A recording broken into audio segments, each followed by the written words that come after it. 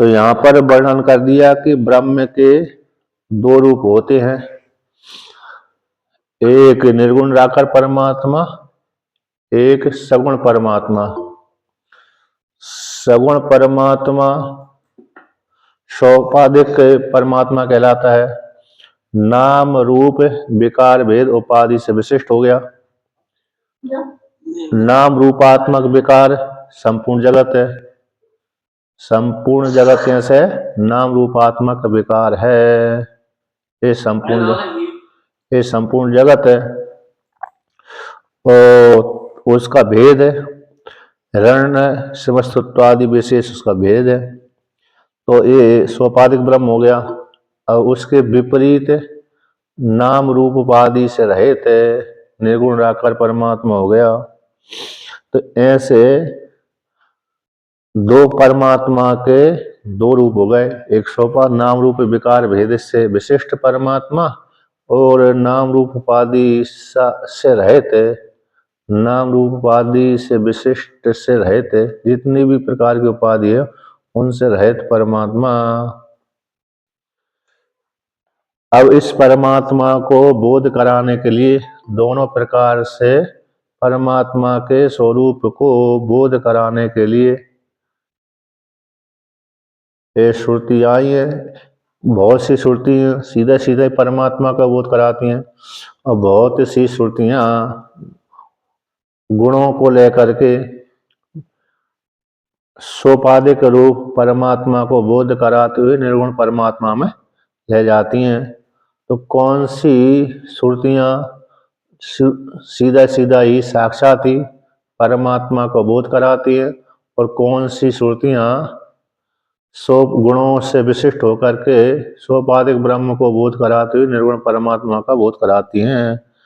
यही इस प्रकार से श्रुतियों को कारण होने कारण, भेद की विवक्षा होने कारण, यही आकांक्षा होने कारण तो वाक्यों के निर्धारण के माध्यम से ज्ञान होता है। इसलिए आगे के ग्रंथ की भी रचना करी है और बहुत सी ये श्रुतियाँ सिद्ध कर दिया। ये श्रुतियाँ कैसी हैं, परमात्मा को बोध करा रहे हैं। यानी यत्र ही द्वैतम ही भवति तद इतर इतरम, तद इतर इतरम पश्यति। जिस द्वैत अवस्था में, अविद्या अवस्था में यानी अज्ञान अवस्था में साधक जीवात्मा कर्मी उपासक अपने से भिन्न भिन्न करके जानता है, तब वो द्वैत अवस्था तब ईश्वर को, परमात्मा को ही नाम रूप उपाधि से विशिष्ट होकर के उस ईश्वर रूप परमात्मा का चिंतन करता है, राम कृष्ण विष्णु शिव के नाम रूप से, नाम से।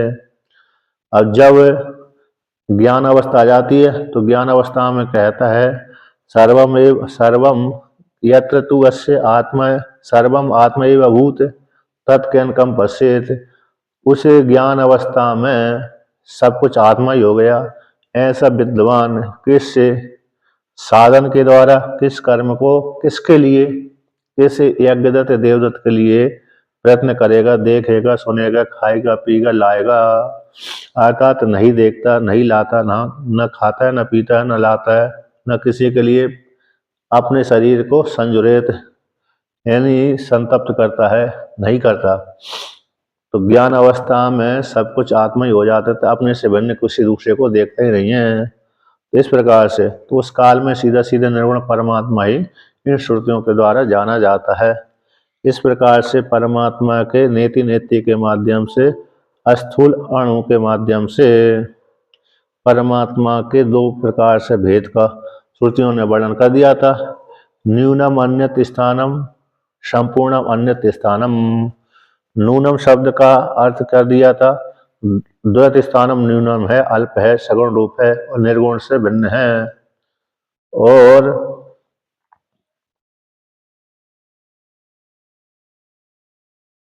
और कहा,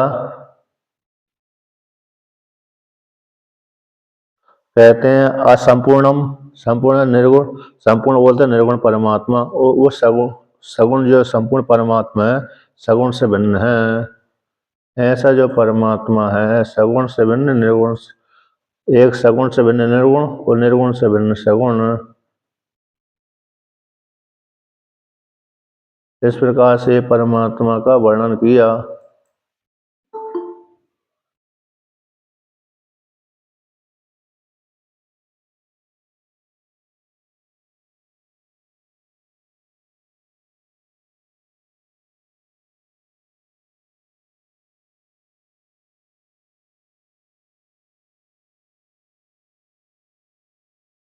तो देखिए इस प्रकार से वर्णन कर दिया था बहुत से। तो ब्रह्म के अविद्या को लेकर के, विद्या को लेकर के, विद्या अविद्या के विषय भेद से ब्रह्म के दो रूप को श्रुतियां दिखलाती हैं, वाक्य दिखलाते हैं। उनमें से अविद्या अवस्था में ही ब्रह्म जो निर्गुण निराकार परमात्मा है, अविद्या अवस्था में ही ब्रह्म का उपास्य उपासक आदि जो भेद लक्षण संपूर्ण विवाह चलता है। और विद्यावस्था में कोई भी भेद विवाह नहीं चलता, अविद्यावस्था में ही चलता है, ये सिद्ध कर दिया। अब उसी को लेकर कहते हैं, तो जो अविद्यावस्था में ब्रह्म का उपास्य उपासक भेद आदि संपूर्ण जो विवाह चलता है, तो उसमें जो अविद्यावस्था में जो कर्म है, उपासना है और ज्ञान के लिए जो वाक्य आते हैं, तो कौन से उपासना अभ्युदय के लिए है, कौन सी उपासना क्रम मुक्ति के लिए, कौन सी कर्म कांड समृद्धि के लिए है, इसको यहाँ पर निर्णय करने के लिए ग्रंथ आरंभ किया जा रहा है। तो उसी को लेकर कहते हैं 274 नंबर पृष्ठ की अंतिम पंक्ति, तत्र कानिचित ब्रह्मणा उपासनानि अभ्युदयार्थानि कानिचित क्रम मुक्ति अर्थानि कानिचित कर्म समृद्धि अर्थानि। तो वो जो अविद्या विषय को लेकर के जो व्यवहार चलता है, उस व्यवहार में अविद्या विषय को लेकर के जो व्यवहार चलता है उसी में तो कानिचित कुछ ब्रह्म को विषय करने वाली जो उपासनानी है, तात्पर्य रूप से तो निर्गुण निराकार परमात्मा को बोध कराती हैं, लेकिन भाई वही जो ब्रह्म है, तात्पर्य रूप वाला ब्रह्म है, वही उपाधि को लेकर के सगुण बन गया, राम कृष्ण विष्णु शिव के रूप में बन गया। तो ऐसी जो उपासनाएं हैं, ब्रह्म को विषय करने वाली जो उपासनाएं हैं, ईश्वर अंतर्यामी विराट के नाम से जानी जाती है, हिरण्यगर्भ के नाम से जानी जाती है उपासना, ओमकार की आदि उपासना नहीं, वो अभ्युदय के लिए ऐश्वर्य की प्राप्ति के लिए है। तो ब्रह्म की जो उपासना है वे अभ्युदय अर्थानी, तो कुछ उपासना अभ्युदय के लिए होती हैं, अभ्युदय के लिए ऐश्वर्य ज्ञान की प्राप्ति के लिए होती हैं। और ऐश्वर्य अष्ट सिद्धि नवनिधि के दाता, आठों सिद्धियों के लिए भी हो जाती हैं, नौ नदियों के लिए भी हो जाते हैं। विशेष रूप से तो अविद्या का नाश करके ब्रह्म की प्राप्ति वाली होती हैं विशेष रूप से। तो ब्रह्म की जो उपासना है वो अभ्युदय के लिए है, मोक्ष की प्राप्ति के लिए है। और दूसरी जो उपासना है कानिचित, कुछ जो उपासना है क्रम मुक्ति अर्थानी, क्रम मुक्ति के लिए है। अब यहाँ पर कुछ उपासनाएं अभ्युदय के लिए हो गई, तो ऐश्वर्य प्राप्ति के लिए हो गई। जो साधक, जिस साधक ने अभ्युदय के लिए उपासना की है तो अभ्युदय के लिए हो जाती हैं, भोग भोगने के लिए हो जाती हैं। अब कुछ साधक ने वो उपासना किसके लिए की है, मुक्ति के लिए, तो वो उन उपासनाओं के माध्यम से साधक मुक्ति की प्राप्ति कर लेता है। तो कुछ उपासना कैसे क्रम मुक्ति के लिए है, वो उपास्य कहलाया और जो निर्गुण निराकार है वो वेद्य कहलाया, जानने। कौन निर्गुण निराकार परमात्मा गे कहलाता, गे जानने योग्य, वो सोपाधिक ब्रह्म उपास्य हो जाता है, उपासना के माध्यम से निर्गुण परमात्मा ही प्राप्त होता है।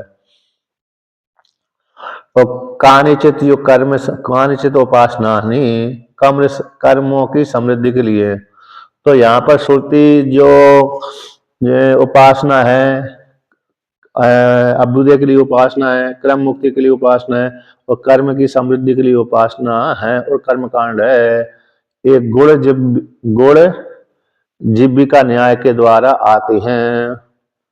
गुण जीविका न्याय का अर्थ होता है जैसे बालक कड़वी दवा नहीं पीना चाहता तो माता पिता उस बालक से कहते हैं, हे पुत्र, तू इस दवा को पी ले तो बदले में तेरे को लड्डू मिलेंगे। तो एक श्लोक, आपने गुड़ जिब्बी का न्याय, गुड़ जिब्बी का न्याय।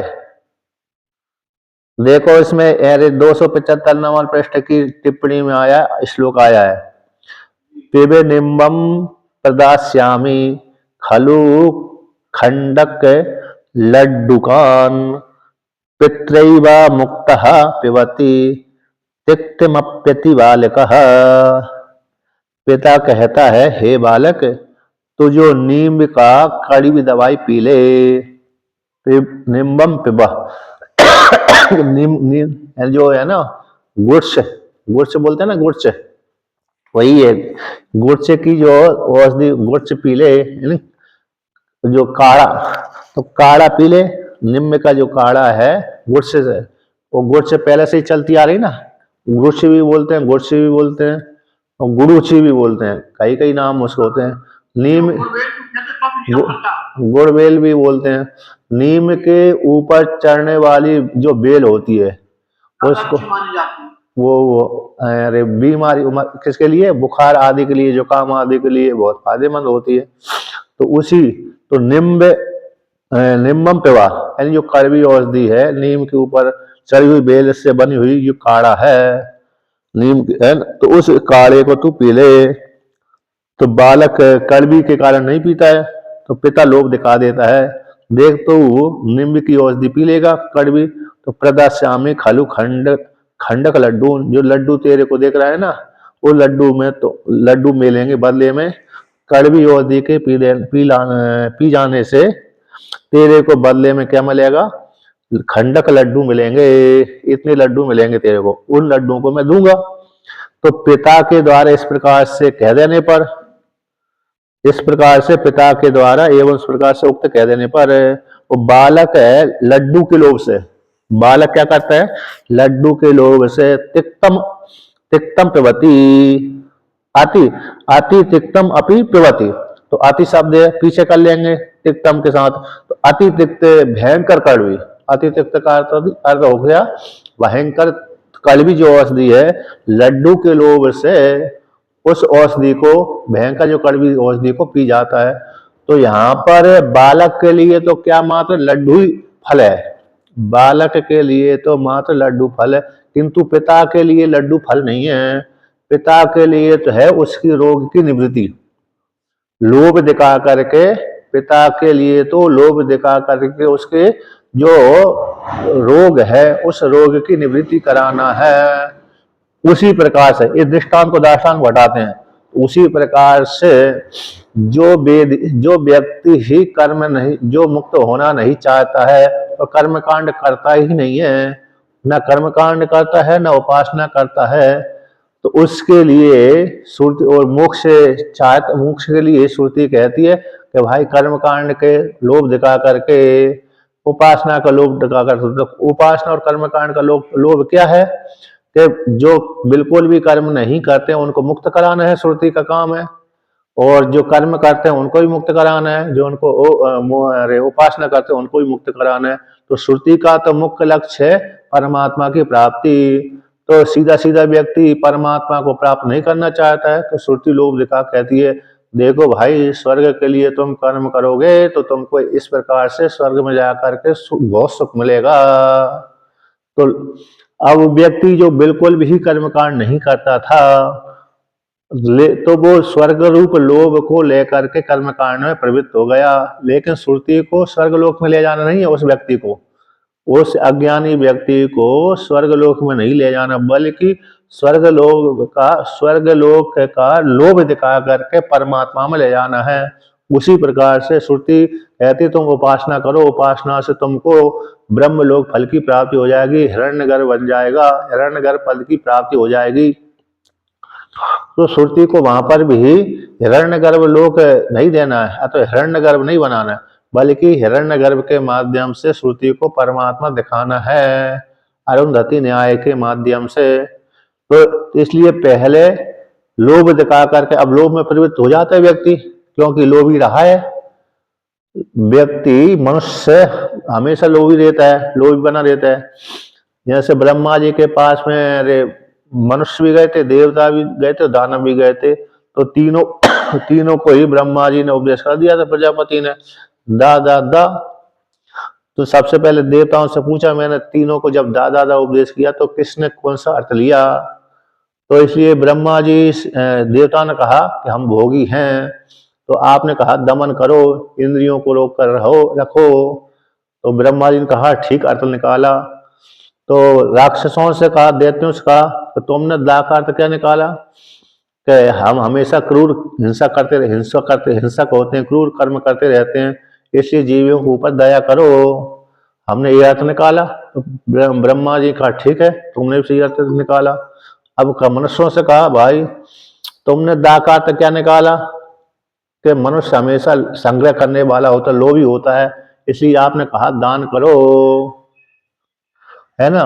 तो हमेशा मनुष्य कैसा होता है, लोभी होता है, संग्रह करता रहता है, जितना हो गया उसको भी फिर और आगे बढ़ाता रहता है कि और पुत्र के लिए तो कमा लिया, कहता है पुत्र के लिए कमा लिया तो मेरे पुत्र का पुत्र क्या करेगा, उसके लिए भी मैं कमाऊंगा। तो पुत्र के लिए कमा लेता है, पुत्र के लिए भी कमा लिया उसने, फिर कहता है पुत्र के पुत्र क्या करेगा, वो भी। तो 7 पीढ़ी तक, 31 पीढ़ी तक कमाने के लिए प्रयत्न करता रहता है, तो लोभ बना ही रहता है। इसलिए मनुष्य हमेशा लोभी रहता है, इसलिए आपने कहा कि दान करो। तो पिताजी ने कहा ठीक है, आपने भी सही अर्थ निकाला, इसी उद्देश्य से मैंने तुम्हारे लिए दान का उपदेश किया था। तो वहां पर श्रुति ने स्वयं मनुष्य के लिए लोभी शब्द का प्रयोग किया था, तो दान के माध्यम से लोभ निवृत्त हो जाता है। इसलिए यहाँ पर श्रुति जानती है कि मनुष्य हमेशा लोभी होते हैं, तो लोभ दिखा करके श्रुति ने, तो स्वर्ग रूप लोक है, स्वर्ग में जाकर के सुख भोगना, स्त्री पुरुषों के साथ एक तो जाना, वहां पर स्वर्ग में सुख भोगना, ब्रह्म लोक में सुख भोगना, और खूब सारी ऐश्वर्य जाएगा, धन संपत्ति जाएगी, ख्याति फैल जाएगी। ये लोभ दिखा करके श्रुति मोक्ष में ले जाती है जीवात्मा को। मुख्य लक्ष्य श्रुति का यही है। तो देखिए यहाँ पर टीका में आया है, जैसे छोटा सा बालक है ना, एक दूसरी प्रकार का एक मन, जैसे मेरे बालक, छोटा सा बालक है, कड़वी औषधि नहीं पीना चाहता है, तो माता क्या कर देती है, ऐसे एक अंगुली में क्या लगाती है, मीठा लगा लेती है, एक अंगुली में कड़वा लगा लेती है। तो मीठा लगा करके कहती है, चटाती है, तो देखो मैं अंगुली चटा रही हूँ, कौन सी है, मीठी है, तो मीठी में औषधि खिला रही हूँ तुम्हें। तो मीठा पहले चटा देती है, फिर बाद में क्या कर देती है, मीठा तो हटा करके कड़वी औषधि उसको मुख में चटा देती है, चटाती है ना माता। जो बालक, छोटा सा बालक है, कड़वी औषधि नहीं खाना चाहता है, तो पहले जिब्बा में उसको मीठी औषधि चटा देती है, शहद आदि, गुड़ आदि जिब्बा में लगा देती है। तो बालक जानता है अरे ये तो मीठी है, तो मुख खोल देता है, और बदले में उसके स्थान पर है क्या कर देती है माता, कड़वी औषधि पिला देती है, चटा देती है, फिर रोने लगता है। इसी को बोलते हैं गुड़ जीविका न्याय, गुड़ का लेप है ना। कड़वी दवा न पीने वाले लड़के के लिए, लड़के की जीभ में गुड़ का लेप करके उसके बदले में दवा को पिला देती है माता पिता आदि। इस न्याय को बोलते हैं गुड़ जीविका न्याय। तो निर्गुण ज्ञान के लिए आरोपित प्रपंच को आश्रय बना करके, टीका में 275 नंबर पृष्ठ की टीका में अन्य भाषा रत्न प्रभाव में, तो निर्गुण ज्ञान के लिए आरोपित जो प्रपंच था, आत्मा में आरोपित जो प्रपंच था, उस प्रपंच को आश्रय बना करके संपूर्ण जगत परमात्मा में आश्रय करके रहता है। जितना भी जगत प्रपंच है अधिष्ठान रूप परमात्मा में आश्रय करके रहता है, और जीवात्मा तुमको इस प्रकार की सुख की प्राप्ति हो जाएगी। ऐसा आश्रय बना करके बोध से पहले, बोध आते हैं ना, ब्रह्म ज्ञान से प्राक काल में, जब तक ज्ञान नहीं हो उससे पहले के काल में गुण जीविका न्याय के द्वारा, ये आया गुण जीविका न्याय के द्वारा, तत् फल के लिए, तत् फलार्थानी, तत् फल के लिए उपासनाएं विधीयन्ते, वेद उपासनाओं का विधान करता है भाई। किसके लिए, अभ्युदय के लिए, मुक्ति के लिए, कर्मों की समृद्धि के लिए। तो इस प्रकार से 3 वाक्याएं भगवान भास्कर ने 3 प्रकार से प्रयोग किया। तेषाम उन उपासनाओं के मध्य में है, तेषाम कुछ उपासना चित्त एकाग्र के द्वारा, चित्त की एकाग्रता के द्वारा ज्ञान मुख्य फलम, और कुछ उपासनाएं होती हैं ऐसी होते हैं चित्त की एकाग्रता के लिए की जाती हैं, तो चित्त एकाग्र के माध्यम से मुख्य ज्ञान रूप फल है। इति वाक्यों का भी, तो उन वाक्यों का भी महातात्पर्य तो ब्रह्म में ही जानना चाहिए। चित्त की एकाग्रता के लिए ज्ञान, मुख्य ज्ञान ही फल है। चित्त एकाग्रता के द्वारा ज्ञान ही कैसा मुख्य फल है। अब ज्ञान के लिए उपासना की जाती है, तो उनका उन वाक्यों का महातात्पर्य कौन है? महातात्पर्य तो ब्रह्म ही है। उनका तात्पर्य कि चित्त की एकाग्रता किस लिए की जा रही है? परमात्मा की प्राप्ति के लिए। अब दूसरी उपासना है अभ्युदय के लिए।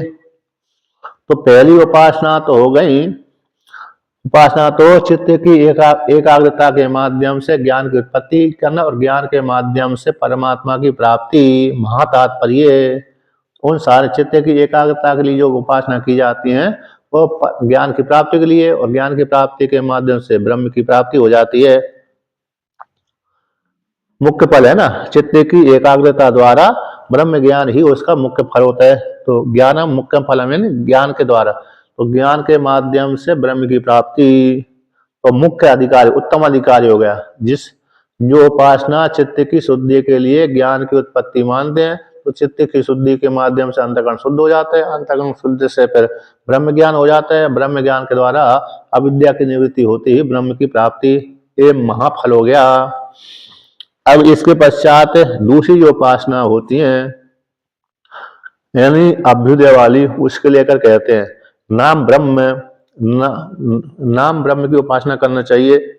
मनोब्रह्म, नाम ब्रह्म, अन्य अन्य ब्रह्म इत्यादि जो उपासना है, कामचारादि गौण फल हो गया, इच्छा अनुसार अभ्युदय फल। तो नाम ब्रह्म की उपासना करने से इत्यादि उपास्ति नाम, तो उपासना है कामचारादि, तो इच्छा को पूर्ति करने के लिए।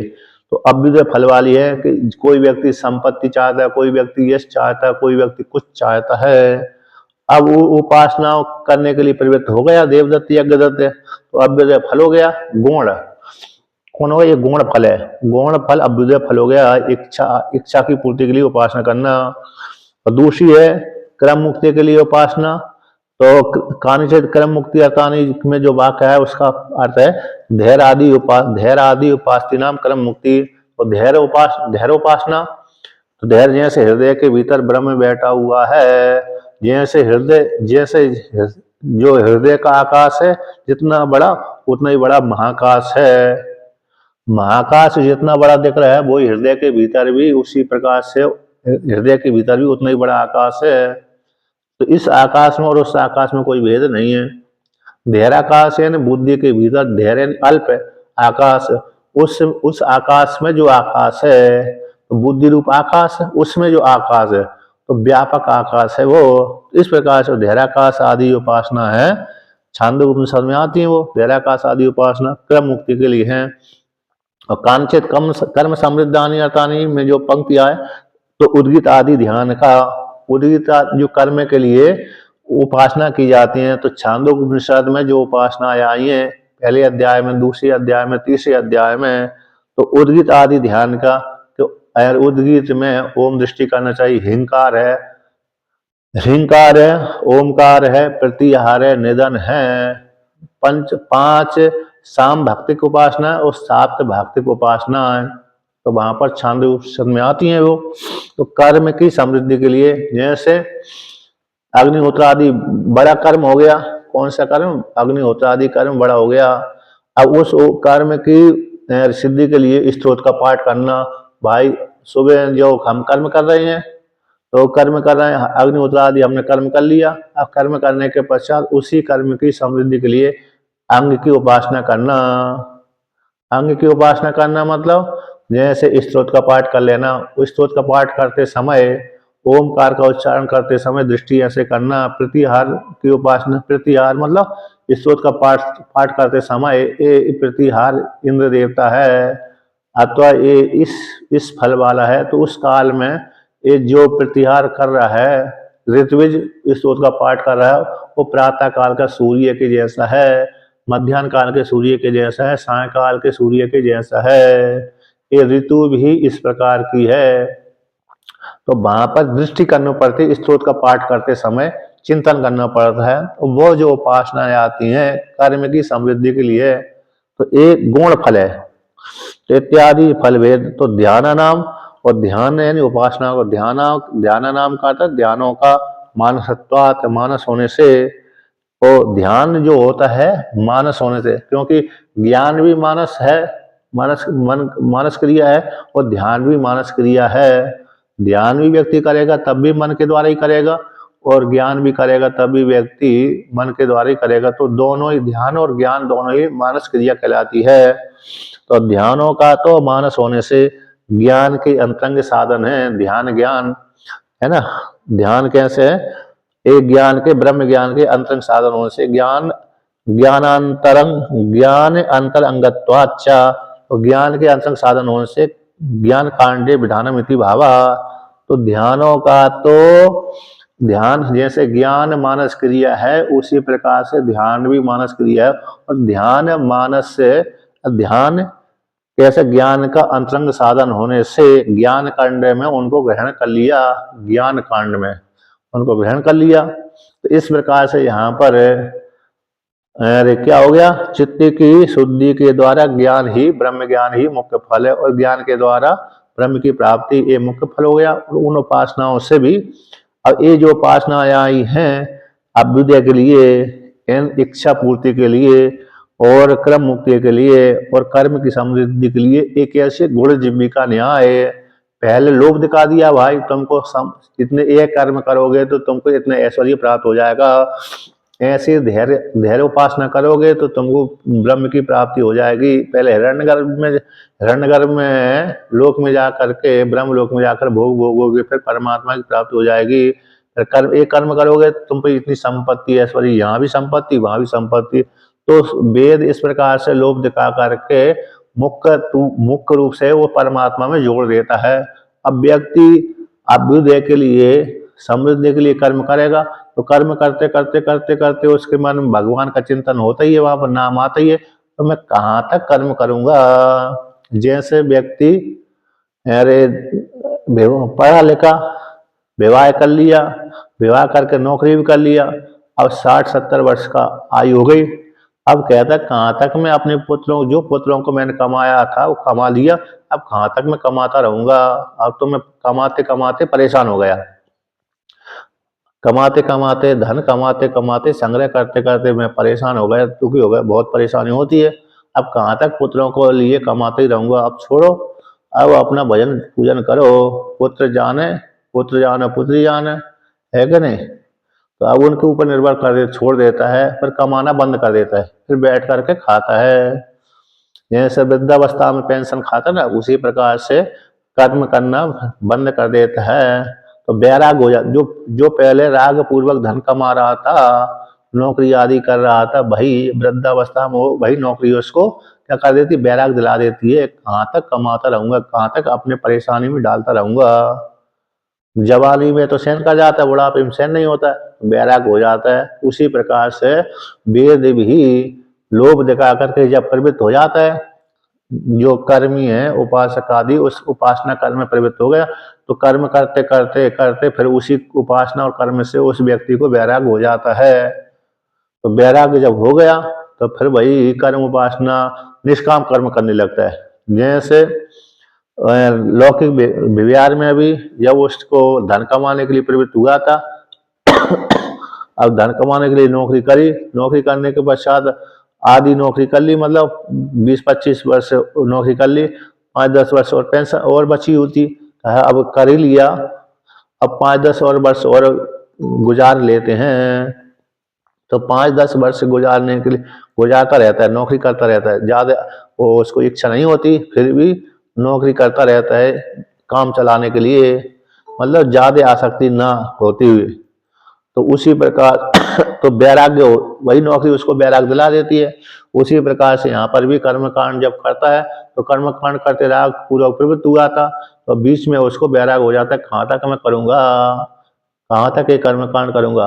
अब संकल्प तो ले लिया था, तो वही संकल्प को पूरा करने के लिए पुनः वैराग सिक्त होकर के निष्काम में परिणत कर लेता है कि मैं अब कामना पूर्वक नहीं करूंगा कर्म, बल्कि निष्काम ही करूंगा। तो पहले जो सकाम कामना पूर्वक कर्म में प्रवृत्त हुआ था, वही व्यक्ति निष्काम में प्रवृत्त हो जाता है। निष्काम ही कर्म कैसे अंतःकरण शुद्धि का हो जाता है। तो इसलिए लोभ दिखा करके जो चाहे सकाम वाले कर्म हो, तो जो व्यक्ति नहीं करता है कर्म, जो व्यक्ति कर्म नहीं करता है उसको वेद लोभ दिखा करके प्रवृत्त करा देता है। और जो व्यक्ति कर्म में जब प्रवृत्त हो गया तो कहते कहाँ तक तुम इसी कर्म को में लगे रहोगे, फंसे रहोगे, इसको छोड़ो। तो भाई वेद उसको कर्म कांड से छुटकारा दिला देता है, वैराग दिला देता है, तो उपासना में प्रवृत्त करा देता है। जब उपासना में व्यक्ति लग गया तो उपासना में भी फिर कह देते कहाँ तक उपासना करोगे, कहाँ तक लगे रहोगे इसी उपासना में, छोड़ो इस उपासना को, ज्ञान में पहुंच जाओ। तो जब ज्ञान अब अधिकारी बन जाता है, इसलिए वो पहले जो कर्म कांड का अधिकारी नहीं था उसको कर्म कांड में लगा दिया, कर्म कांड का अधिकारी बन गया, फिर उसको वहां से हटा करके उपासना में लगा दिया। उपासना करते करते वो ज्ञान का अधिकारी हो गया, जैसे कर्म कांड करते करते उपासना का अधिकारी हो गया। तो कर्म कांड की निंदा करके उसको उपासना में लगा दिए थे श्रुति। उपासना करते करते ज्ञान का अधिकारी होगा, तो उपासना की निंदा करके फिर उसको वेदांत में ले जाती है। तो वेदांत का फिर कहते तुम उपनिषद पढ़ो भाई, उपनिषद को पढ़ करके आत्मा का चिंतन करो, वो सारा ग्रस्त परिवार सारा त्याग कर दो, है ना ठाकुर साहब, परिवार को छोड़ दो, जंगल आदि में चले जाओ। हाँ, मैंने कहा कि लोभ दिखा करके पहले कहा जो नहीं करता उसको कर्म के लगा दिया, कर्म करते करते करते कहते कहाँ तक कर्म करोगे, तो उपासना वहीं से कर्म में वैराग दिलाकर उपासना में, अब उपासना करते लगा, प्रवृत्त हो गया, खूब अच्छी प्रकार से उपासना करते करते अंतःकरण शुद्धि हो गई, तो ज्ञान का अधिकारी बन गया। अब ज्ञान कहा कहाँ तक उपासना करोगे, अब ज्ञान के लिए प्रवृत्त हो जाओ, उपनिषद पढ़ो। उपनिषद पढ़ने लगा तो फिर कह दिया श्रुति ने अब सन्यास ले लो। क्या ले लो? सन्यास। तो सन्यास घर में रहते रहते अरे वो ज्ञान का समस्या होती है, ज्ञान में परेशानी आती है, ज्ञान करने में दिक्कत होती है, कोई परिवार यहाँ पर कोई परिवार वहां पर याद करता रहता है, इसलिए सन्यास ले लो। तो सन्यास लेने के हैं स्वामी जी जी जी कर्म और उपासना के बारे में थोड़ा बता दें। कर्म है ना, जैसे कोई भी है, जैसे अरे वैदिक कर्म कांड, सामान्य कर्म तो आप करते ही हो, ऐसे नौकरी आदि ये सामान्य कर्म है, ये तो काम चला हुआ है धन कमाने के लिए, ये तो कमाना ही चाहिए। तो जैसे वैदिक कर्म कांड होता है ना, अग्निहोत्र आदि कर्म है, ये वैदिक है, स्मार्त कर्म और वैदिक कर्म है। तो वैदिक जो कर्म होते हैं अग्निहोत्र आदि कर्म कहलाते हैं। हर संध्या उपासिता नित्यम अग्निहोत्रम जुह्यात, प्रतिदिन व्यक्ति को सो करके उठने के पश्चात स्नान आदि करने के पश्चात संध्या बंदन करना चाहिए। यानी राम जी का गायत्री मंत्र जाप करे, राम का मंत्र जाप करे, शिव का मंत्र जाप करे, विष्णु का मंत्र जाप करे, जो जिसका अधिकारी है। तो विशेष रूप से वैदिक में तो संध्या बंदन का विशेष महत्व है, गायत्री मंत्र का। तो जिसने जनेऊ संस्कार हुआ उसके लिए गायत्री अनिवार्य होती है, जिसका जनेऊ संस्कार हुआ है और गायत्री मंत्र जिसकी दीक्षा है उसके लिए गायत्री संध्या अनिवार्य रहती है। और जिसका जनेऊ संस्कार हुआ तो है लेकिन गायत्री दीक्षा नहीं हुई है, तो जो दीक्षा हुई होगी राम की, शिव की, विष्णु की आदि की, वो दीक्षा वो मंत्र का जाप करें। जैसे बहुत से ना वैष्णव महात्मा लोग, तो वैष्णव महात्मा जनेऊ संस्कार तो कराते हैं लेकिन गायत्री मंत्र का उपदेश नहीं करते, वो तो सन्यासियों में करते हैं। मतलब जिस बालक का जनेऊ संस्कार होता है वो शुरू में गायत्री मंत्र का उपदेश करते हैं, लेकिन जो वैष्णव महात्माओं का जो संस्कार होता है साधु वाला, तो उसमें वो गायत्री का उपदेश नहीं करते। जनेऊ जरूर पहनाएंगे वो, तो गायत्री का मंत्र का उपदेश नहीं करेंगे, उनका पर दूसरा ही मंत्र रहता है, राम है, विष्णु आदि का लेकिन जो शुरू में गुरुकुल में अध्ययन करने के लिए बालक जाता है तो वहां पर तो शुरू में है वो गायत्री मंत्र का ही उपदेश करता है आचार्य उसको, वो उसी को संध्या बंदन बोलते हैं। तो गायत्री मंत्र का जाप करना, संध्या बंदन करना प्रतिदिन नियम है, उसको अनिवार्य रूप से करना चाहिए। और फिर अग्निहोत्र आदि कर्म करना चाहिए गृहस्थ आश्रम के लिए। एक कर्म होते हैं नित्य कर्म, पर नित्य कर्म के साथ साथ निमित्त कर्म जाते हैं। जैसे अभी आ रही है, कौन आ रही, संक्रांति, संक्रांति के निमित्त दान पुण्य करना, ये वैदिक ही है, वेद में। पर 10 पूर्णमास करना, अतिथि सत्कार करना, पंच यज्ञ में जो जाते भूत यज्ञ, जो कर्म कांड हो जाते हैं, तो एक गृहस्थ आश्रम वालों के लिए करना पड़ती है। ये कर्म हो गया। उपासना हो गई। अब उपासना में कोई लगता नहीं है, बस मन को एकाग्र करना है। उपासना में तो चित्त को एकाग्र करना है, मन को एकाग्र करना है, बुद्धि को एकाग्र करना है, मन को यानी अंतःकरण को। तो अंतःकरण को एकाग्र करना है। जब एकाग्र हो जाएगा तो बस लगेगा कुछ नहीं, बैठना है, बैठे रहना है और बैठ करके चिंतन करते रहना है, मैं ब्रह्म हूँ, ईश्वर हूँ। अथवा जो उपासना कर रहे हैं, कई प्रकार की उपासना होती है ना, एक उपासना नहीं है, ब्रह्म वाली, ब्रह्म को चिंतन करना है। और इंद्र को कोई किसी को इंद्र बनना है तो इंद्र वाली उपासना हो जाएगी, सूर्य बनना तो सूर्य वाली, चंद्रमा बनना तो चंद्रमा वाली, मैं चंद्रमा हूँ, जो मैं हूँ वो चंद्रमा हूँ, ऐसी उपासना करनी पड़ती है। जो मैं अपने चेतन आत्मा हूँ, शरीर चक्षु के भीतर जो आत्मा देख रही है वो सूर्य भगवान है, ऐसा भी चिंतन करें, सूर्य भगवान की पद की प्राप्ति हो जाएगी। तो ये उपासना है किसी न किसी फल वाली है। ब्रह्म रूप से करेंगे तो ब्रह्म फल, और कार्य रूप से उपासना करेंगे कार्य रूप फल हो गया। तो है ना, ये हो गया। वो कर्म की समृद्धि के लिए उपासना अलग हो गई। तो ये वैदिक कर्म कांड को लेकर के होता है। स्मृत कर्म तो हो गया, राम जी की पूजा, कृष्ण की पूजा, शिव की पूजा, विष्णु की पूजा, दुर्गा की पूजा, गणेश की पूजा। तो गृहस्थों के लिए सबसे ज्यादा पूजा कौन होती है, मेरे स्मार्त पूजा वैष्णवों को छोड़ करके, है ना। वैष्णव स्मार्त में कम आते हैं। स्मार्त में जो होते हैं 5 देवताओं की उपासना करते हैं। और जो वैष्णव, मतलब वैष्णव शब्द का अर्थ ज्यादा हो गया, यही हो जाता है सीधा विष्णु भगवान को छोड़ करके दूसरे में रुचि कम रखना, ये वैष्णव कहलाते हैं। और स्मार्त में सभी आ जाते हैं। स्मार्त में विष्णु की उपासना करनी पड़ती है, इसलिए स्मार्त कहलाते हैं। पंचायतन, ये दो मत हमेशा चले आते रहते हैं, स्मार्त और वैष्णव हमेशा चलते हैं। अनंत है ना, सनातन कहलाते हैं। राम और शिव और विष्णु की उपासक हमेशा बने रहते हैं। यही हो गया। अब आगे कहते हैं, देखिए, तो तेसाम 275 नंबर पृष्ठ पे ही भाष्य में, तेसाम गुण विशेष उपाधि भेदेन भेदा, तेसाम उपासनाओं का, तेसाम तो कहते हैं ननु उपास्य ब्रह्म तो एक है। पूर्व पक्षी कहता है भाई उपास्य ब्रह्म तो एक है, तो कैसे उपासना में भेद हो गया। उपास्य निर्गुण निराकार परमात्मा तो एक ही है, वही निर्गुण निराकार परमात्मा ज्ञान के द्वारा वही प्राप्त होता है, उपासना के द्वारा वही प्राप्त होता है। तो परमात्मा उपास्य ब्रह्म तो एक है, तो कैसे उन उपासनाओं में भेद हो जाएगा।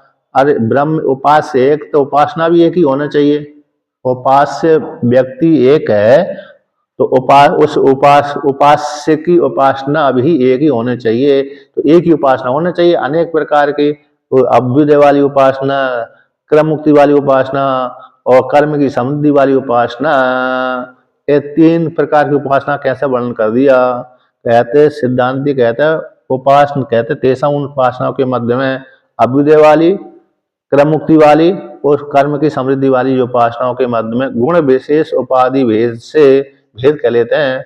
गुणों को लेकर के, उपाधि को लेकर के, और गुण और उपाधि विशेष, गुणों के विशेष को लेकर के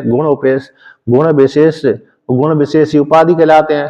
गुण जो विशेष है वो वही उपाधि कहलाते हैं। उन उपाधि भेद से उन उपासनाओं में भेद हो जाता है। जैसे गुण विशेष है सत्य कामत्वादया हृदय आदि, गुण विशेष हो सत्य काम, सत्य संकल्प इत्यादि। जैसे उसमें आता ना, छांदोग्य उपनिषद में ही आता है, कौन सी, सत्य काम जावाल की उपासना। इस प्रकार से ब्रह्म की उपासना की गई है। और उपकौशल विद्या, जो उपकौशल विद्या आई उसमें ब्रह्म को दूसरे प्रकार चिंतन वर्णन कर दिया, और सत्यकाम जावाल में ब्रह्म का दूसरे प्रकार से वर्णन कर दिया। अब छांदोग्य में 5वें अध्याय में हिरण्यगर्भ को लेकर के उपासना का वर्णन कर दिया। फिर आगे छांदोग्य में ही हिरण्यगर्भ के बाद फिर अश्वपति कैकई को लेकर के, फिर वहां पर विराट को लेकर के उपासना का वर्णन कर दिया। यद्यपि सोपाधिक ब्रह्म एक ही है, लेकिन उपाधि को लेकर के अलग अलग उपासना का वर्णन कर दिया। उपास्य जो ब्रह्म निर्गुण निराकार परमात्मा ही गुणों को लेकर के उपास्य बनता है, उपाधि विशिष्ट से होकर के। एक निर्गुण निराकार परमात्मा ही ज्ञान के द्वारा सीधा प्राप्त होता है। वही निर्गुण निराकार परमात्मा गुणों की विवक्षा को लेकर के सोपाधिक ब्रह्म कहलाता है। वही सोपाधिक ब्रह्म छांदोग्य उपनिषद में अनेक प्रकार उपासना के माध्यम से वही ब्रह्म प्राप्त होता है। तो हिरण्यगर्भ विद्या, प्राण विद्या और विराट विद्या, उपकौशल विद्या और सत्यकाम जावाल विद्या, ये विद्या उसी परमात्मा की प्राप्ति के लिए है। स्वपादिक परमात्मा की, वही स्वपादिक परमात्मा निर्गुण परमात्मा की प्राप्ति कराता है। इस प्रकार से इसलिए यहाँ पर कह दिया सत्य काम आदया, ये गुण विशेष हो गया। और हृदय आदि उपाधि, हृदय आदि उपाधि को लेकर के, तो हृदय आदि उपाधि का अर्थ हो गया यहाँ पर परमात्मा बैठा हुआ है। धैर्य उपासा चक्षु वाला ब्रह्म यहाँ पर बैठा है, चक्षु ब्रह्म दाहिने नेत्र जो परमात्मा है, तो चक्षु रूप गोलक के माध्यम से उसकी उपासना करना। हृदय बुद्धि रूप गुहा में परमात्मा बैठा हुआ, सत्य काम आदि, सत्य संकल्प आदि, तो धैर्य विद्या आदि के माध्यम से। तो इस प्रकार से जान लेना चाहिए। अब कहते हैं उसी को और आगे कहते हैं, एक एव तू परमात्मा ईश्वरस्य तेईस तेर गुण विशेषेर विशिष्ट उपास्यो यद्यपि भवति तथापि यथा गुण उपासना में फलानी भिद्यन्ते। कहते एक एव परमात्मा, एक जो एक ही परमात्मा वो ईश्वर है। एक एव तू विच्छेद करता है कि भेद कैसे हो सकता है? कहते एक ही परमात्मा, वो कौन है? ईश्वर। ईश्वर ही परमात्मा है। परमात्मा और ईश्वर दोनों एक ही हैं। परमात्मा भी उसी का ही वाचक है, ईश्वर भी उसी का ही वाचक है। परमात्मा शब्द भी उसी ब्रह्म को कहते हैं, ईश्वर भी उसी ब्रह्म को कहते हैं। तो एक ही जो परमात्मा रूप जो ईश्वर है, उन उपासनाओं के द्वारा तेर गुण विशेषों से, तेर है ना, कहीं हृदय वाला है, कहीं वो ब्रह्म कैसे सत्य काम वाला है, सत्य संकल्प वाला है, निष्कल निष्क्रिय आदि हो जाता है। कहीं धैर्य विद्या को लेकर के आ गया, धैर्य विद्या हृदय रूप बुद्धि में बैठा हुआ है। कहीं वैश्वनर विद्या को लेकर के आ गया, कहीं वो सत्य आपको कोटि कोटि बंधन। और वे आपने कि ब्रह्म और ईश्वर एक ही है, तो एक साधक के, सफल साधक ज्ञानी के द्वारा ये कहना कि अब ईश्वर हो मैं ईश्वर ऐसे कहता, कहने तो बनता नहीं है, ऐसे कैसे हुए? अहम ब्रह्मास्मि तो बनता है। तो हम ब्रह्मास्मि, हम ईश्वरास्मि ऐसे तो काम नहीं जा सकता। उपाधि तो यहाँ पर वर्णन तो कर रहे हैं, यहाँ पर एक ही परमात्मा है, वो ईश्वर ही है। अब तेर गुण विशेषों को लेकर के, तेर गुण साधक के द्वारा अहम ब्रह्मास्मि आएगा ना। निर्गुण, देखो दो ब्रह्म के दो रूप वर्णन कर दिए ना भाई, एक सोपाधिक ब्रह्म, एक निरुपाधिक ब्रह्म। निरुपाधिक परमात्मा लक्षित होता है और सोपाधिक परमात्मा उपास्य हो जाता है। जो सोपाधिक निर्गुण परमात्मा ही उपाधि को लेकर के सोपाधिक ब्रह्म बन गया। अभी उसी सोपाधिक ब्रह्म की उपासना इन गुणों को लेकर की जा रही है। तो इसीलिए तो कहते तेर गुण विशेषों को लेकर के, तो हृदय आदि में सत्य संकल्प, सत्य काम, सत्य संकल्प आदि को लेकर के जो गुण आ जाते हैं, तो ऐसे उन गुणों के विशेषों से विशिष्ट परमात्मा उपास्य कार्य ब्रह्म, यानी कार्य कारण ब्रह्म उपास्य यद्यपि भक्ति है, एक ही परमात्मा, यद्यपि एक ही परमात्मा है, उन गुणों विशेषों को लेकर के यद्यपि उपास्य भक्ता है, यह तो उपास्य हो जाता है। यद्यपि भक्ति, एक ही परमात्मा उपास्य हो जाता है। मेरा प्रश्न ये है कि कोई विद्वान ये कह सकता है कि अहम ईश्वरो अस्मि, क्यों नहीं कह सकता विद्यमान, क्यों नहीं कह, अहम ईश्वर अस्मि। हाँ बोल सकता है ना, उसका अभिमान सिद्ध होना चाहिए। अभिमान सिद्ध करने का यही तो ज्ञान हो गया, मैं भी ईश्वर हूँ, ये विद्यमान क्यों नहीं कह सकता है? नहीं, जैसे और सामने वाला कहता है कि भाई तुम ईश्वर हो तो एक कण की भी उत्पत्ति कर दो, एक तिनके की भी उत्पत्ति करके दिखा दो, तुम ईश्वर हो तो। ये तो उपासना का फल है भाई, ये ज्ञान का फल नहीं है। ज्ञान का फल तो अविद्या का नाश करना है, ज्ञान का फल है अविद्या का नाश करना। ये तो ईश्वर, अरे आप ईश्वर, ईश्वर इसलिए गुरुजी कहते हैं हमारे आदरणीय प्रकाशानंद जी महाराज कि भाई अहम ब्रह्मास्मि तो है, हो सकता है, लेकिन ईश्वर नहीं हो सकता, क्योंकि वहां शुद्ध सतोगुण युक्त माया ईश्वर की उपाधि से, ईश्वर में बल है, वहां ज्ञान है, शक्ति है, और वो सट ऐश्वर्य वाला ईश्वर है, इसलिए जिज्ञासु नहीं हो सकता। इसलिए अहम ब्रह्मा, अरे ईश्वर कहाँ से आया? उसी ब्रह्म का तो ही है ना, उसी का विवर्त है वो, कोई अलग से थोड़ी ईश्वर नाम की कोई वस्तु थोड़ी है। उपाधि पा करके वो ऐश्वर्य है उसमें, उपाधि को हटा करके तभी तो जीव और ईश्वर की एकत्व किया जाता है ना, तब देकर के एकता की जाती है ना। जीव ईश्वर की एकता होगी, बात ठीक कह रहे, और आत्मा ब्रह्म की एकता। ब्रह्म देखता ब्रह्म ही हो जाता, लेकिन वो सृष्टि नहीं कर सकता, बस इतने। देखो ईश्वर नहीं हो सकता। अरे देखो ईश्वर ही है भाई, ईश्वर क्यों नहीं होगा? ईश्वर होता है क्यों नहीं है? वो जो सामर्थ्य आती है उत्पत्ति संहार वाली, वो तो उपासना का फल है, योग का फल है, ईश्वर क्यों नहीं होगा? मैं समझ गया आपकी बात, समझ रहा हूँ, आप ठीक कह रहे हैं श्रुति अनुसार, और ईश्वर ही तो होता है। और का कहना है कि अहम ईश्वर अस्मि, ऐसा नहीं कहा जा सकता। अरे क्यों नहीं खा सकता? व्यापक तो सिद्ध, तभी तो व्यापक नहीं सिद्ध करेगा तो फिर अपने को भिन्न भिन्न भिन्न मानेगा। फिर तो मैं ईश्वर ही रूप हूँ, ईश्वर बनकर सृष्टि करता हूँ, ईश्वर बनकर के पालन करता हूँ, ईश्वर बनकर संहार करता हूँ, मैं ही तो कर रहा हूँ। अब आप फिर ऐसा कहते हैं कि मैं ही राम हूँ, कृष्ण हूँ, विष्णु शिव हूँ, की तरह चमक रहा हूँ, मैं ही ये समझ में हूँ, मैं ही सब कुछ हूँ, मैं बना हूँ, ये सब कहते कैसे कहते हैं? जब नहीं परमात्मा अनुभूति हो जाती है तब कह सकता है। चलो व्यक्ति देखो व्यक्ति वैसे, मैं तो यहाँ पर मनु, वो श्रुति आती है ना, मनु महाराज को जब गर्भ में ज्ञान हुआ तो उन्होंने स्पष्ट बोल दिया। मनु महाराज को जब ज्ञान हुआ गर्भ में, वामदेव जी को जब ज्ञान हुआ गर्भ में, तो उन्होंने ये तो बोला, मैं सूर्य होकर चमक रहा हूँ, मैं चंद्रमा होकर चमक रहा हूँ, मैं ही अग्नि बना था, मैं ही सब कुछ हुआ था, मैं ही ब्रह्मा विष्णु महेश हूँ। ईश्वर का प्रतिपादन कर ही दिया उन्होंने, मैं ईश्वर हूँ, मैं ईश्वर बनकर सृष्टि कर रहा हूँ। ज्ञान का मतलब तो इतना है, अविद्या की निवृत्ति करना और व्यापकता सिद्ध करना। ये जो शक्ति देना, सृष्टि करना, पालन करना, संहार करना, ये सामर्थ्य है, वो उपासना से उपासक कर लेता है। ठीक। अब जो वेदांत का चिंतन करते करते वही शक्ति आ जाती है, आत्मा का चिंतन करते करते वही शक्ति आ जाती है, उसमें सामर्थ्य। योग मतलब ब्रह्म सूत्र में आता है कि विद्यमान को तो वो होना चाहिए, विद्यमान को तो अरे क्या करना चाहिए? वरदान देना चाहिए और श्राप देना चाहिए, ऐसी शक्ति आनी चाहिए। हम तो ऐसे हम मानते हैं। देखो ब्रह्म का साक्षी होते एकता है, ब्रह्म का साक्षी और ईश्वरत्व का साक्षी की एकता है, उपाधियों में तो दूसरी रहेगा।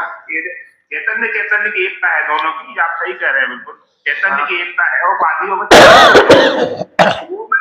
भाई वो आप जो कह रहे हैं वो मैं समझता हूँ, ठीक से मैं समझता हूँ कि उपाधियों का बात करके एकता है, बल बताने के लिए थोड़ी कि हम ब्रह्म हो गया तो आप नहीं। अगर साहब मैं यही बात कहना चाहता हूँ कि व्यवहार में ऐसा कहना उचित हो सकता है कि हम ब्रह्मास्मि व्यवहार में कौन सा लोग मान लेते हैं भाई?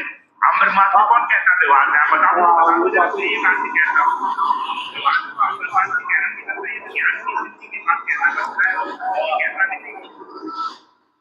ठीक है, यदि हम ब्रह्मास्मि वेद बात कह रही है, आप ईश्वर समाया हुआ होगा तत्वमसि में। हाँ तत्वमसि में ईश्वर समाया होगा। बाबानंद जी ने बताया था, एक महात्मा जी थे, कुछ स्थिति में पहुंच गए थे, बोध को प्राप्त हो गए थे, उनके अंडकोश बहुत बढ़ गए थे स्वामी जी, तो वो कपड़े नहीं लपेट पाते थे, फिर एक झोपड़ी बना के रहते थे अलग। एक परिवार मिलने पहुंचा, उसमें बच्चा भी था, तो बच्चा बार बार हंसे उनको देख करके।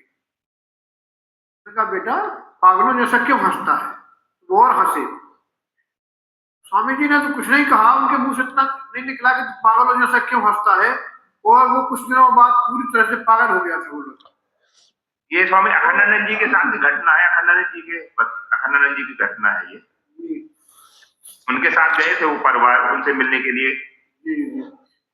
तो मतलब ये है, ये तो उपासना का फल है। वाक से सत्य संकल्प हो गया ना, ब्रह्म में सत्य संकल्प उपासना का फल है, ज्ञान का फल नहीं है। तो उपासना के माध्यम से अरे व्यक्ति में जैसा बोलेगा, उपासना के माध्यम वरदान श्राप दोनों दे सकता है। ब्रह्म सूत्र में निर्णय किया गया है इसका कि भाई हम विद्यमान तो हम उसी को मानते हैं जो अरे वरदान दे सके, श्राप दे सके। तो सिद्धांत ने उत्तर दिया कि ब्रह्म ज्ञान का फल नहीं है, ये तो मात्र उपासना का फल है। किसका फल है? उपासना का। किसी को वरदान देना, किसी को श्राप देना उपासना का फल है। ज्ञान का फल तो अविद्या की निवृत्ति करना। अब अविद्या की निवृत्ति हो गई तो मैं ब्रह्म हूं, मैं ईश्वर हूं, मैं बोल सकता हूं। क्यों? समस्या क्या है कि मैं ही तत्त रूप में गया हुआ हूं, व्यवहार में ही बोल सकता है, व्यक्ति माने चाहे ना माने। अब वो सामने वाला व्यक्ति कहेगा कि अरे अहंकारी है, वो सामने वाला कह दे तो कह दे, हम उससे हमको लेन देन नहीं है बिल्कुल भी, है कि नहीं? हमारी ज्ञान निष्ठा के कारण हमने अपने को व्यापक सिद्ध कर लिया, तो व्यवहार में बोलने की में भी कोई समस्या नहीं है। अब आप में सामर्थ्य होते हैं, ईश्वर जैसे सामर्थ्य देगा सकते हो, नहीं है तो फिर घर में बैठे रहना, और उसमें क्या बोलने में क्या समस्या? बोधवान कह सकता है स्वामी जी इस बात को। हाँ, तो बोधवान की तो बात, और क्या। अज्ञानी व्यक्ति तो नहीं बोल सकता है, जो बोधवान है वो बोल ही सकता है, और जो उपासक भी है वो भी बोल सकता है, उपासक भी। क्योंकि उपासना नहीं ऐसे नहीं बोलेगा, नहीं अभिमान सिद्ध करेगा तो उपासना सिद्ध नहीं होगी। वो मुख से ही बोल सकता है। योग वासिष्ठ में कहा है, योग वासिष्ठ में वर्णन कर दिया कि मेरे जैसा कोई गुरु नहीं है। तो ज्ञान सिद्ध किया ना उन्होंने, तुम्हारे जैसा शिष्य नहीं मिला मेरे को, वो मेरे जैसा कोई गुरु नहीं है। तो वहां पर अहंकार से युक्त होकर के थोड़ी बोला है वशिष्ठ भगवान ने, अपने को व्यापकता सिद्ध करके बोला है। यद्यपि बृहदारण्य उपनिषद में याज्ञवल्क्य ने कहा ब्रह्म वेत्ताओं के लिए नमस्कार है, फिर भी उन्होंने कहा जो मेरे से आप प्रश्न करोगे मैं उत्तर दूंगा, जो आप प्रश्न करिए। तो उन्होंने सिद्ध नहीं किया वहां पर मैं ही एक देवता हूं, मैं ही वो देवता हूं। उनका अभिमान तत्त स्थान पे उन्होंने कहा मैं दिशा रूप से वहां चमक रहा हूं। याज्ञवल्क्य ने बृहदारण्य उपनिषद में वहां वर्णन किया, इस दिशा से मैं वहां खेल रहा हूं, मतलब चमक रहा हूं, उस दिशा से मैं वहां चमक रहा हूं, उस दिशा से मैं वहां पर रहता हूं। स्पष्ट ही वर्णन किया याज्ञवल्क्य ने बृहदारण्य उपनिषद में। अहंकार था उनका, भले वरदान श्राप दें चाहे ना दें, सृष्टि करें चाहे ना करें, लेकिन ज्ञान के द्वारा उनका अभिमान वहां पर बैठा हुआ था। इसलिए व्यवहार में आप बोल सकते हैं ईश्वर है। अब आप फिर समझ जाइए आप में सामर्थ्य वाली है कि नहीं है। उपहास के पात्र कोई बन गए तो उसमें पचाने की सामर्थ्य होना चाहिए। किसी ने कहा ठीक है तुम ईश्वर हो तो अच्छी बात है, अब मानना ही पड़ रहा है। सामने वाला माने चाहे ना माने, आपके मन में अहंकार होने चाहिए कि मैं ईश्वर हूं, तो फिर अच्छी बात है, ये तो खराब बात नहीं है। इसलिए व्यवहार में भी और अरे ज्ञान में दोनों प्रकार से जो बैठ जाना चाहिए मन में, है कि नहीं? अशोक जी महाराज, अशोक जी कहाँ गए? चलो चलिए ठीक है। हाँ कोई समस्या नहीं है, मानते रहिए और क्या। अशोक जी कहते ठीक है साहब। अशोक जी बड़े भयंकर गीता कंठस्थ की अभी भी है। इनकी गीता कंठस्थ है पूरी 700 श्लोक की। मैंने तो कंठस्थ भी नहीं किया, जबकि मेरे को कंठस्थ करना चाहिए थी, मैं तो भूल ही जाता हूं। अब आगे कहते हैं देखिए, तो कहते स्वामी जी बहुत व्यस्त थे, उनको पूरे गीता याद की, जब पत्नी मर गई तो रो रहे थे, सबको बताते फिर 2 साल तक। तो ऐसे क्या मतलब ऐसे गीता कंठस्थ होने? मैंने अच्छा स्वामी जी ने उपदेश दिया था, जबलपुर में की बात है ये। नहीं फिर भी बहुत क्योंकि क्योंकि जो है ना, अरे गीता कंठस्थ करने का भी बहुत फायदा है। फायदा ये है कि वो गीता जब आप कंठस्थ करोगे तो वो गीता का फल है कि आपको अंतःकरण शुद्धि की ओर ले जाना। क्योंकि वेद जो पाठ है, स्मृति का पाठ है, वेद का पाठ है, अंतःकरण की शुद्धि और दुख की निवृत्ति कराती है, स्वतंत्र पाठ भी। इसलिए तो रुद्री का जो अभिषेक करता है मात्र पाठ ही तो अकेला कंठस्थ तो करते हैं ब्रह्मचारी, तो वही पाठ उनको अंतःकरण की शुद्धि में हेतु बनाता है। इसलिए बहुत ही फायदेमंद है वो कंठस्थ करना। तो कहते हैं तथापि और स्वामी सवितानंद जी जो है, जो सूरत में है, तो उन्होंने गीता के कुछ श्लोकों का ऐसा भी अर्थ, वो भी एक सद्गुरु है, तो अभी एक मुझे याद आ रहा है कि 11वें श्लोक का कुछ 25 या 26वां जो मंत्र है, श्लोक है, तो उसको 108 बार अगर जाप करेंगे पानी के ऊपर हाथ रख के, तो जिसको भी बीमारी बुखार हुआ है तो बुखार तुरंत उतर जाएगा। लेकिन उसके साथ जो भी औषधि है वो डॉक्टर के पास जाना है, वो लेना है। लेकिन ऐसी कोई सिचुएशन आ गई कि मतलब अभी तुरंत कोई डॉक्टर है नहीं, कोई नहीं है, तो वो बढ़ेगा नहीं, वो कंट्रोल में रहेगा। ऐसी भी कोई चीजें है, गीता में भी है, ज्ञानेश्वरी में भी है, और उनके लाभ मतलब हमें ऐसे भी दिख जाते हैं। हाँ वो तो देखो वो ही है ना, वैदिक है ना, गीता भगवान की वाणी है, तो भगवान की वाणी अशुद्ध थोड़ी होती। भगवान की वाणी का पाठ करने से, श्रवण करने से पुण्य मिलता है, दुख की निवृत्ति होती है। इसलिए वो मंत्र रूप है ना, तो मंत्र रूप पाठ करेंगे तो कष्ट की निवृत्ति होगी। गीता महात्म में तो आता है, गीता महात्म में, गीता की जो महात्म है आता है, एक एक श्लोक को लेकर के महात्म में आता है, एक एक अध्याय को लेकर के आता है, तो इसी महात्म है। तो एक पंक्ति और बोलते हैं, देखिए तथापि यथा गुणोपासनम ये फलानी विद्यन्ते, तो जैसे गुण उपासना को लेकर के फलों में भेद हो जाता है। जिस गुण को लेकर के उपासना करोगे आप, तेजस्वी गुण को लेकर के उपासना करो तेजस्वी हो जाओगे, और शांत गुण को लेकर उपासना करोगे शांत हो जाएगा। तो जैसी उपासना जैसे गुणों की लेकर के उपासना करोगे उसी ब्रह्म की, उपास्य ब्रह्म की, तो उपासना का फल में भेद हो जाएगा। हृदय के भीतर उपासना करोगे, हृदय में मानकर उपासना करोगे उसका अलग फल हो जाएगा। चक्षु के भीतर मानकर के उपासना करोगे उसको अलग फल हो जाएगा। दिशा को लेकर के उपासना करोगे तो उसका अलग फल हो जाएगा। मात्र गुणों को लेकर के, गुणों को उपास्य तो एक ही है, एक होने पर भी उपासना, गुणों की उपासना के माध्यम से भेद हो जाता है, उपासना का फल भेद हो जाता है। इस प्रकार से यथा गुण उपासना में फलानी विद्यन्ति, जैसे गुण है उसी प्रकार से उपासना में, उपासना के फल में भेद हो जाता है। इस प्रकार से वर्णन कर दिया। अब आगे का कल ही कर देते हैं। एक पंक्ति है, तम यथा यथा उपास्य तदे भवति इति श्रुते, यथा कर्तुर अस्मिन् लोके पुरुषो भवति तथा यथा प्रेत्य भवति इति च। ऐसा बोल दिया, जिस तम यथा यथा उपास्य, तम परमात्मा को जिस दृष्टि से उपासना करता है उसी प्रकार से फल की प्राप्ति कर लेता है। जैसा संकल्प वाला होता है उसी प्रकार से अस्मिन् लोक में पुरुष हो जाता है और मर करके उसी लोक में पहुंच जाता है।